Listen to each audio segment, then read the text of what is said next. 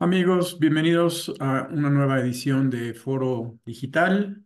Hoy vamos a hablar sobre ciberseguridad en el sector legal. Y nos acompaña Harry Durán, que es un especialista eh, de ciberseguridad de la compañía Inmunicis. Harry, bienvenido, buenos días. Buenos días, Marco, ¿cómo estás? Es un placer. Gracias. Bueno, pues vamos a empezar y me gustaría primero dar unos datos que yo creo que siempre son interesantes. Me encontré un reporte el Centro Nacional de Ciberseguridad de la Gran Bretaña, que para empezar decía que, ¿qué es la ciberseguridad? ¿No? Es la forma en la que las personas y las organizaciones reducen el riesgo de sufrir un ciberataque. La función principal es proteger los dispositivos que utilizamos, teléfonos, tabletas, ordenadores y los servicios a los que accedemos tanto en línea como en el trabajo, ¿no? Contra robos y daños que se puedan tener. También se trata de evitar el acceso no autorizado a grandes cantidades de información que normalmente están almacenadas en los dispositivos y ahora ya en servidores y en línea. Y fíjense que este reporte tiene cosas muy interesantes porque tiene una parte especial para el sector legal de la Gran Bretaña. Me llamó mucho la atención. Y nos da algunos datos que habría que considerar, ¿no? Dice que hay 32.900 despachos legales. 320.000 personas trabajan en el sector legal y generan ingresos por 34 billones de libras. ¿Y por qué pongo esto sobre la mesa? Porque el hecho de que el por qué los despachos legales pueden ser foco de los ataques, pues lo enlista de una manera muy sencilla y dice, manejan información sensible y privada de sus clientes, la interrupción de sus actividades es muy costosa y lo convierte en un foco de extorsión vía ransomware para cobrar la restauración de servicios. Las áreas de fusiones y adquisiciones manejan también una gran cantidad de fondos, lo que genera una condición atractiva para el phishing y vía email. Las firmas pequeñas no tienen esquema de seguridad adecuado ni personal capacitado y la reputación es un tema crítico para las firmas legales, lo que los hace atractivos para los ciberataques. Yo creo, y empezando la plática, Harry, yo creo que Latinoamérica no está alejado de estos problemas. ¿Estamos de acuerdo? Sí, totalmente. Todo el mundo pues está transformándose, nos estamos volviendo un mundo totalmente digital, ¿sí? Entonces ya llegó la hora en que Sudamérica empiece la transformación y con todas estas herramientas tan buenas que trae este trasfondo digital, igualmente también trae algunas vulnerabilidades, ¿sí? Entonces, aunque hayan herramientas buenas también, pues pueden haber vulnerabilidades que se pueden explotar por personas con otro tipo de fines. Sí, totalmente de acuerdo. Bueno, pues Harry es un especialista, como ya se había comentado, de ciberseguridad en Immunicis. Cuenta con experiencia en el campo de la seguridad informática, es conocido por su habilidad de diseñar e implementar soluciones de seguridad efectiva y con un enfoque proactivo para generar las mejores soluciones. Y déjame hacerte una primera pregunta, Harry. ¿Cuáles son los principales tipos de ataques? Porque hablamos de ataques de ciberseguridad.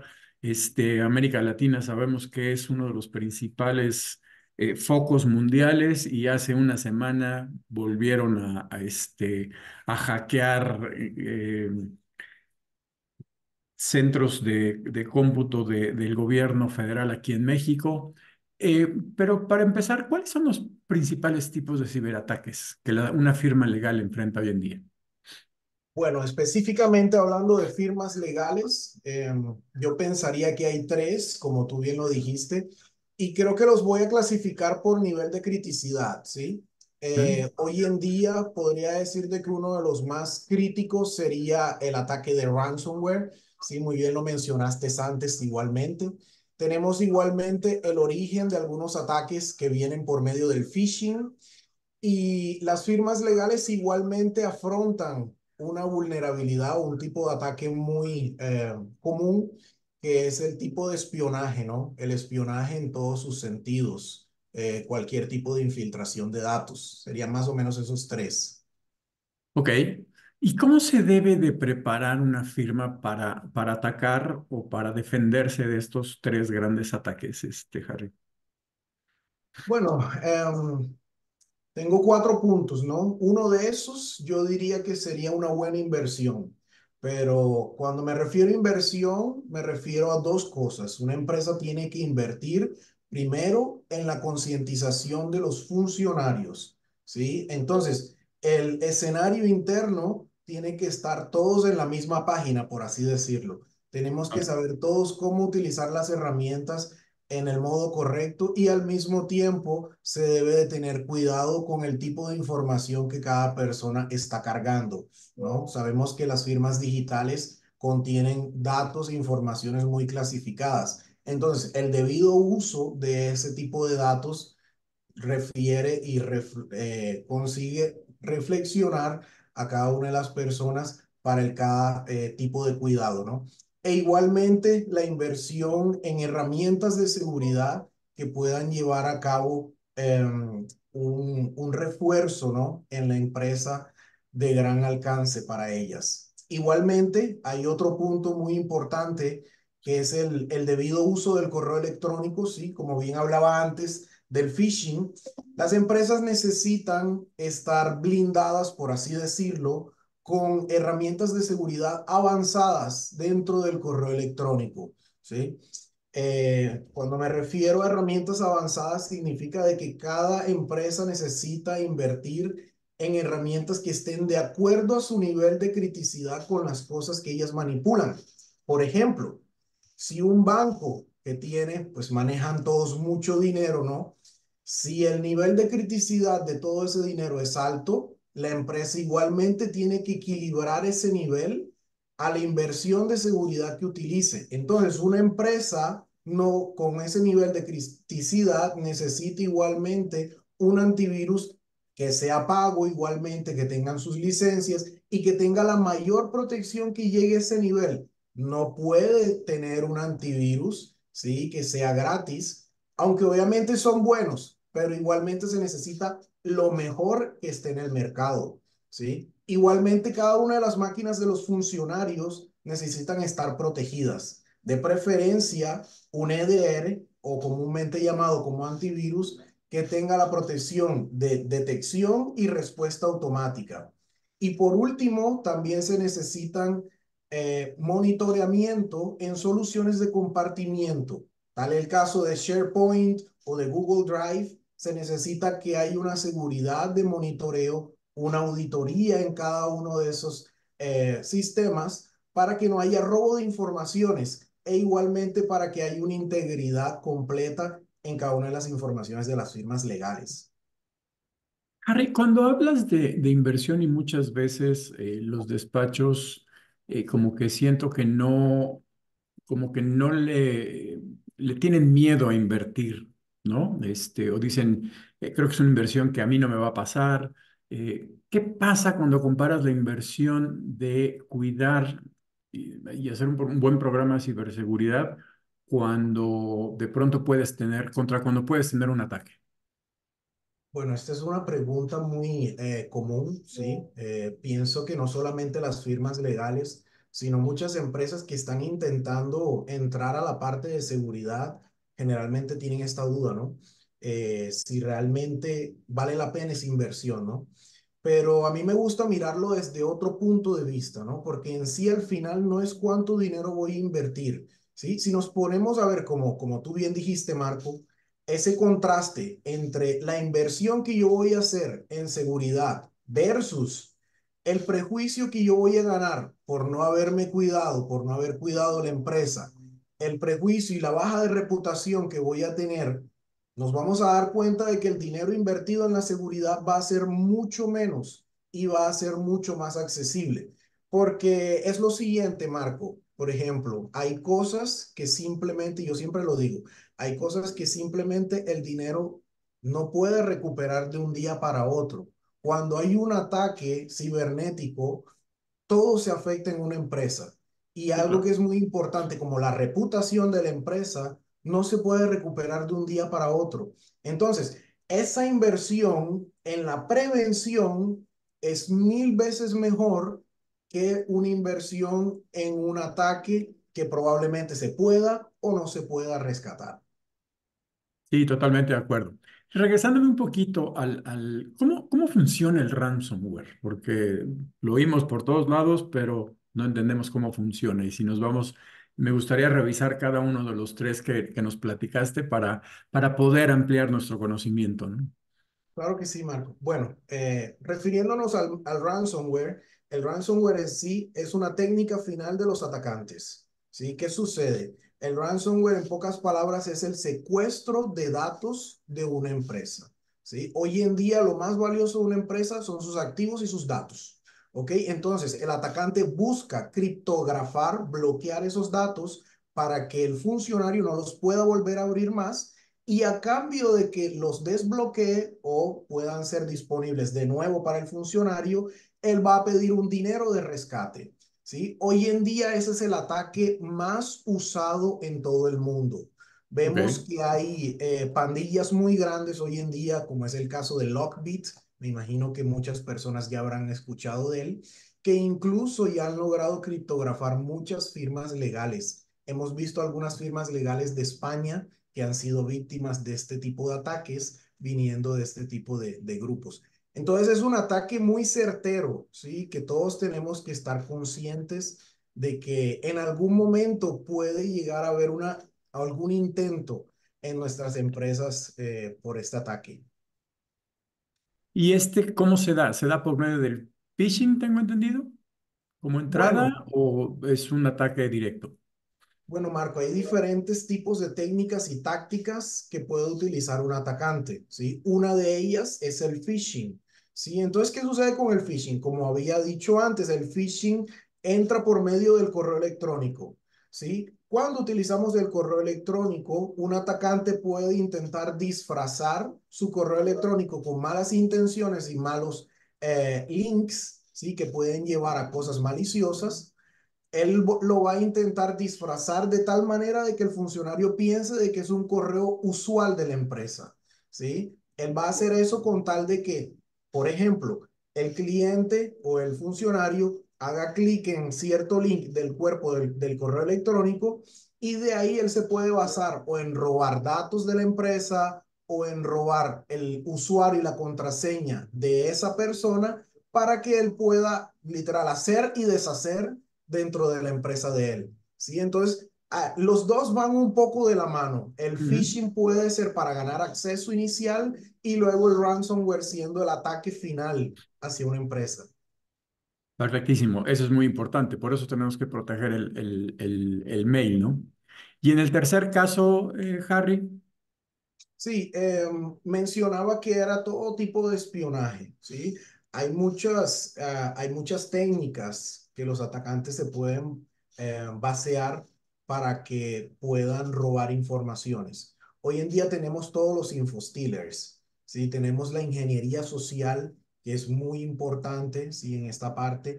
Y también tenemos otro tipo de ataques, como por ejemplo el ataque del hombre en el medio, técnicamente conocido como el man in the middle, ¿sí? Que es simplemente un archivo que se instala en la red con el hecho simplemente de monitorear qué está entrando y qué está saliendo, y la idea es que él se camufle para que nadie lo detecte y así robar informaciones dentro de una empresa. Entonces, este también es muy delicado. sí, claro. Ahora, hay un mito, yo creo que en los despachos de qué es mejor, tener los servidores dentro, qué es más seguro, o tener los servidores fuera. Yo creo que ese es un dilema que de pronto se ha puesto en la mesa de la discusión durante mucho tiempo, ¿no? Claro. Bueno, ¿Qué opinas en esa parte? el mundo cada día está innovando más, ¿no? El futuro es el cloud, es la nube, Ujú. ¿sí? Hay técnicas de seguridad tanto para sus datos internamente como técnicas de seguridad igualmente para sus datos en la nube, ¿sí? Claro está, aunque ese tema no tiene mucho a ver con seguridad. Es bueno que podamos recalcarle a todos de que sea en la nube o sea dentro de su propia empresa on-premise, se necesita la seguridad de cada uno de esos ambientes, ¿sí? Entonces, por ejemplo, si sus servidores están en su empresa, usted lo tiene localmente, igual usted va a necesitar protegerlos con su debida protección. Usted va a necesitar un EDR, va a necesitar una seguridad específica para esos servidores. Y si están con Google, están con SharePoint, con Microsoft o con cualquier tipo de otra tecnología de la nube, igualmente se van a necesitar utilizar técnicas de seguridad. Como bien hablaba yo antes, se tiene el DLP, Data Loss Prevention, para igualmente monitorear en la nube. Entonces, mi recomendación, aunque sea igualmente utilizar la nube, ¿sí? Por muchas otras excusas, sea desastres técnicos, sea la vida útil de un servidor, entre otras cosas más diferentes a la seguridad, mi recomendación sería utilizarlo en la nube y al mismo tiempo proteger la nube. Ahora, los servicios de cloud tienen sus propios sistemas de seguridad, ¿no? Y que normalmente te ofrecen esos sistemas de seguridad. ¿Cómo se arma este esquema cuando lo tienes de esa manera? Tú en tu oficina cuidas y proteges tus máquinas y aparte la cloud te da la seguridad. ¿Cómo se arman ese tipo de esquemas, César? Claro, depende del tipo de contrato que la persona utilice dentro de su contrato de nube, ¿no? Pero sin embargo, lo más aconsejable en estos momentos es, como mencioné antes, siempre tener un DLP instalado dentro de esas soluciones de nube y al mismo tiempo hacer una auditoría interna, ¿no? De cada uno de ese tipo de tráfico que existe entre lo que se pone en la nube y lo que se descarga en el computador. ¿Sí? Ahora, hay un punto muy importante, ¿sí? Lo que afecta en la nube, generalmente para firmas digitales, puede que sea descargado a cualquier computador. Entonces, probablemente lo que esté ya en su repositorio de nube, al ser descargado el computador, puede afectarlo también. Entonces, entre ese tipo de conexiones, el funcionario también va a necesitar tanto una protección en su computador como una protección en la nube. Eso sería más o menos lo necesario. Ahora, ¿cómo conocer nuestra vulnerabilidad en el despacho legal? Las ¿Cómo podemos vulnerabilidades, entenderla perdón, y sí. asimilarla? Bueno, hoy en día hay muchas maneras de ver vulnerabilidades. Puedo hablar un poco sobre cómo nosotros gestionamos las vulnerabilidades aquí en Inmunicis. Nosotros aquí trabajamos con inteligencia de amenazas, ¿sí? ¿Cómo así? Nosotros hoy en día monitoreamos más de 240 grupos de cibercriminales hoy en día.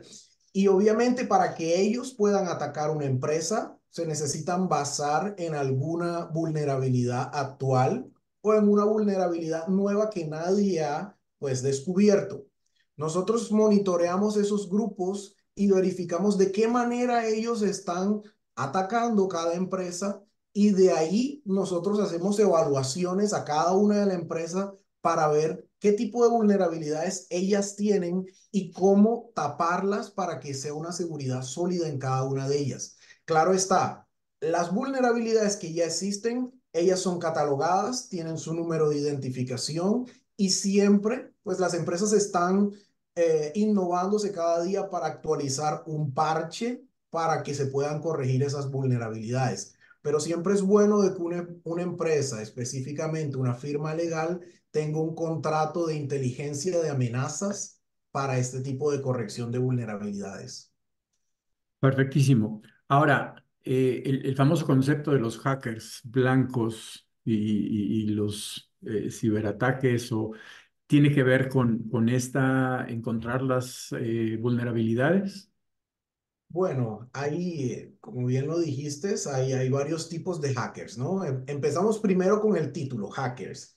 Nosotros le llamamos a hacker a todo lo que, a todo lo que intenta invadir un sistema. Cuando en sí una persona maliciosa, con fines maliciosos, que intenta invadir algo, generalmente se le llama de crackers, ¿sí? Es la persona que hace un crack de algo, ¿sí? Una persona que hace un hack son personas que se reingenian para conseguir algo, ¿sí? Aunque está mal usado, igualmente nosotros nos Mm, referimos a todas esas personas con fines maliciosos como hackers. Sin embargo, están esos dos tipos de hackers. Está el hacker con fines maliciosos que busca robarse algo a cambio de dinero y está el hacker de bien, por así decirlo entre comillas, el hacker blanco, ujú. que es aquel que busca vulnerabilidades dentro de un sistema, pero es una persona contratada por la empresa con el fin de verificar eso, ¿no? Con el fin de hacer mini simulacros y al mismo tiempo ver qué está fallando esa empresa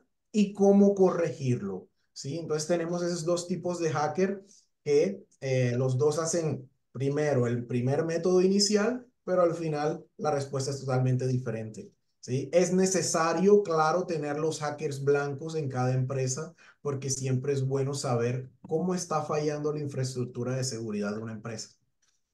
Perfecto. Y regresando al primer punto de la cultura, porque bueno, cuando empezó todo este asunto de la ciberseguridad, siempre, tanto la ONU y todos los organismos internacionales siempre empujaron mucho que la cultura es lo más importante, ¿no? ¿Qué tiene que hacer una empresa legal? ¿Qué tipo de cultura tiene que darle a sus empleados para que eviten ataques de ciberseguridad, independientemente de que tenga que invertir en el monitoreo y las capas de seguridad para los mails y etcétera, ¿no? Sí, lo más importante, como bien mencionaba al comienzo, es que todos estén en la misma página.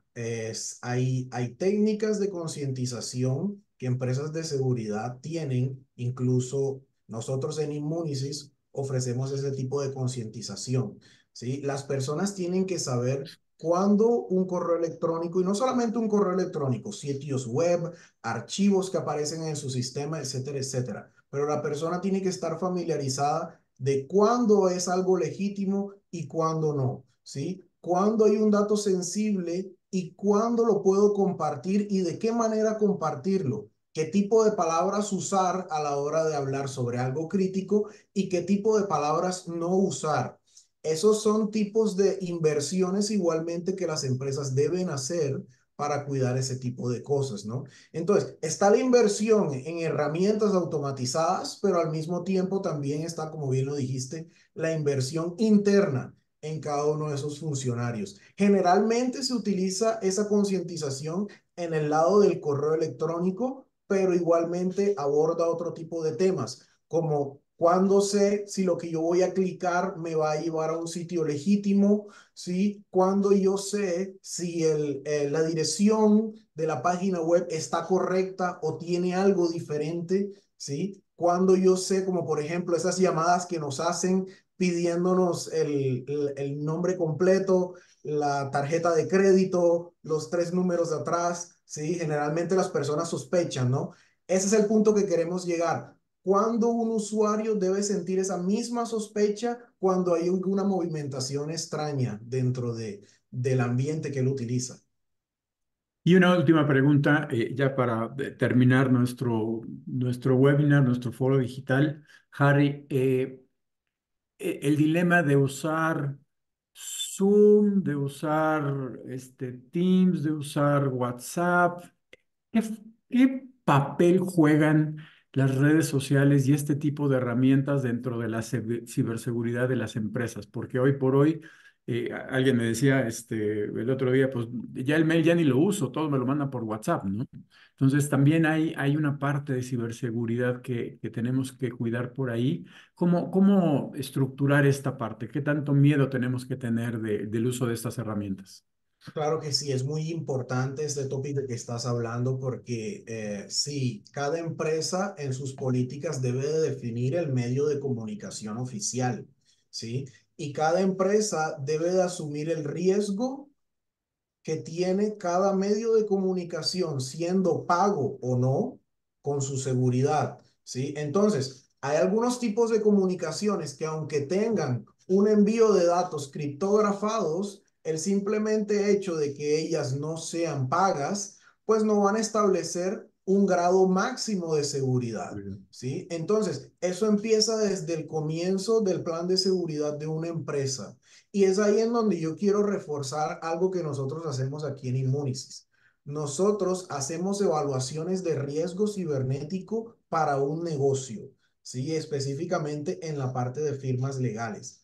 Nosotros hacemos el monitoreo ese que te venía comentando hace poco Ujú. de los grupos criminales. Nosotros entendemos cada uno de los tipos de ataques que ellos hacen y los dividimos por segmentos, ¿sí? De ahí nosotros creamos una estrategia específica para cada firma legal, ¿sí? Nosotros no tenemos un estándar para cada empresa.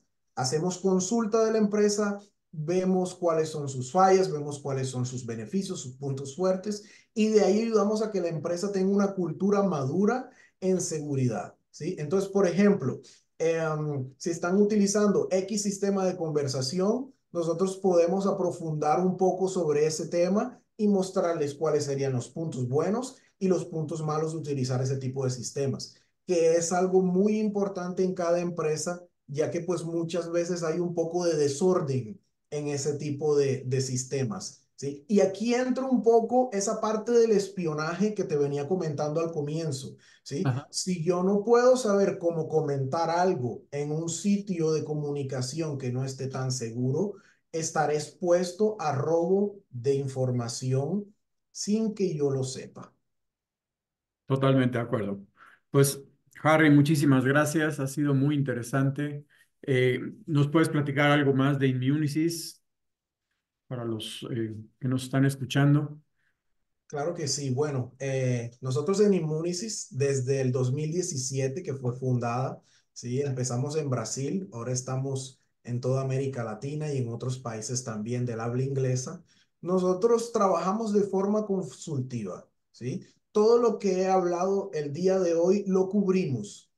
Ataques de ransomware, ataques de phishing y cualquier tipo de ataques los ayudamos a solucionar en una empresa, sea de prevención o igualmente de restauración. Y nosotros ofrecemos cuatro cosas, ¿sí? Primero, nosotros ofrecemos acceso a las mejores tecnologías del mercado, ¿sí? Hay muchas herramientas que tenemos en el mercado para protección, pero nosotros ofrecemos las que están a la vanguardia y las que tienen mejores reputaciones junto con sus licencias ya incluidas. Igualmente nosotros hacemos campañas, capacitaciones, como bien decía que era necesario, capacitaciones a los funcionarios para que ellos sepan el uso debido del correo electrónico, el uso debido de los medios de comunicación y de su sistema operativo de cada una de sus máquinas. Nosotros hacemos, como ya he mencionado, esa famosa inteligencia de amenazas, donde monitoreamos una gran cantidad de grupos, ¿sí? Y vemos cada uno de sus ataques. Hay algo muy importante por recalcar.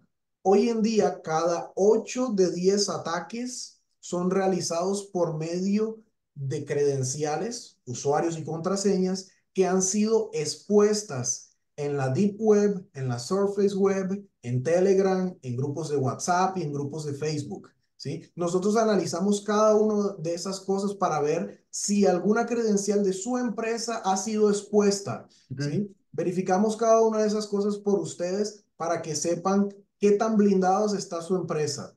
Y por último, como ya he mencionado antes, igualmente hacemos evaluaciones de riesgos, ¿sí? Para ayudarlos a crear una seguridad más madura en su empresa y al mismo tiempo ver en qué tipo de ataques ustedes podrían caer como empresa. Perfectísimo. Pues ahí tienen, amigos, una solución para los ataques de ciberseguridad. Mi querido Harry, muchas gracias por tu tiempo. Eh, allá desde Brasil te mandamos un saludo y muchas gracias a todos nuestros visitantes. Buenas tardes, buenos días todavía y estamos en contacto. Gracias, Harry. Gracias, Marco. Fue un placer. Espero verte de nuevo. Claro que sí, gracias y gracias a todos nuestros escuchas. Gracias.